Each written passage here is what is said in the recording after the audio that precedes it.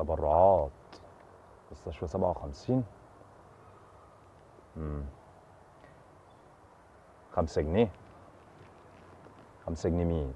انت بتقولي ايه؟ ما تعرفيش انت بتتكلمي مع مين ولا ايه؟ يظهر ان انا غلطانه ان انا جيت اتكلمت مع حد زي حضرتك، وانا اسفه جدا. بس على فكره انا قلت هتساهم بمبلغ بسيط، يعني 5 جنيه مش حاجه في الزمن اللي احنا فيه ده. ايش ضمني اللي انت عربيه مأجراها لبس متنكره فيه؟ وانا واحده زيي هتيجي تشحت 5 جنيه منك؟ انا اعرفك منين؟ عندي مكتب. مكتب؟ كنت ما تعرفيش انت بتتكلمي مع مين؟ يلا يلا يلا يلا، وقتك انتهى.